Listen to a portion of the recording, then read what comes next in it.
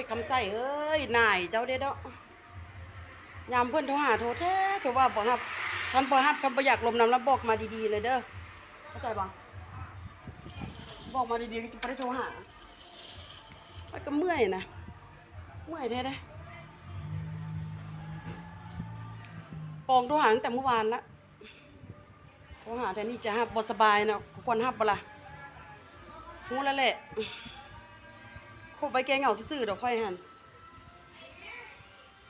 บ่แม่นว่าบ่สบายแล้วบ่รับสายเลยมันเป็นไปบ่ได้ดอกนอกจากน่ะแห้งรับใบบ่อันบ่สบายนะเขาจะได้ถามว่าเป็นอะไร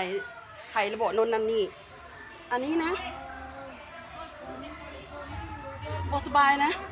เงียบปานหยังบ่รับโทรก็บ่รับโทรให้ตายเลยก็บ่รับเมื่อยคันบ่รับแล้วแต่ตอนนี้ไปแล้วเขาบ่โทรหาเจ้าแล้วเด้อพอละให้หลบให้เจ้าก็หลบไปเถอะหลอกก็ให้คนที่สวยๆเซ็กซี่พุ่นอยู่ฮักเจ้าค่อยบ่ไปแล้วค่ะความมากของค่อยนี่มันบ่มีความหมายละแทนที่เพิ่นโทรไปน่ะแทนที่จะโทรกลับบ่มีคืดเลยว่าบ่สบายเจ็บหัวซื่อๆฮับบ่ได้คอแกอ้างค่อยเว้าแล้วค่อยบอกแล้วแต่แรกนะท่านบอกกันแต่แรกเลย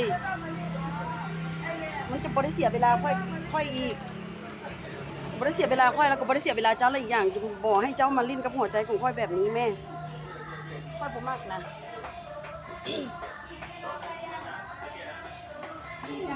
ค่อยก็เป็นคนคือกันค่อยก็มีหัวใจคือกันนะแต่ลิ้นกับความรู้สึกของคนที่ค่อยคนเฮ็ดใส่ค่อยแบบนี้น่ะเดี๋ยวเวรกรรมจะตามสนอง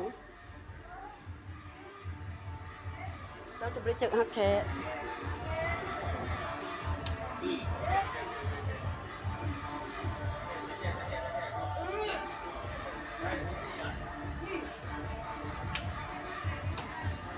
เสียใจ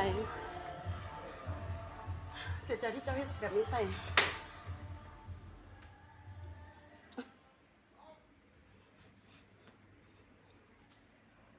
ถามว่าตุ้ยบ่บึ้ง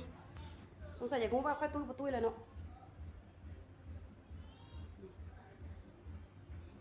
กายแต่ตุ้ย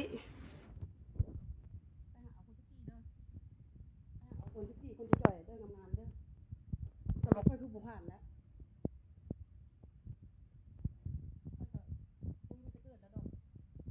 สบายโชคดีเด้อแล้วก็บ่จำเป็นต้องโทรมาอีกแล้วก็จะบ่โทรหาเจ้าอีก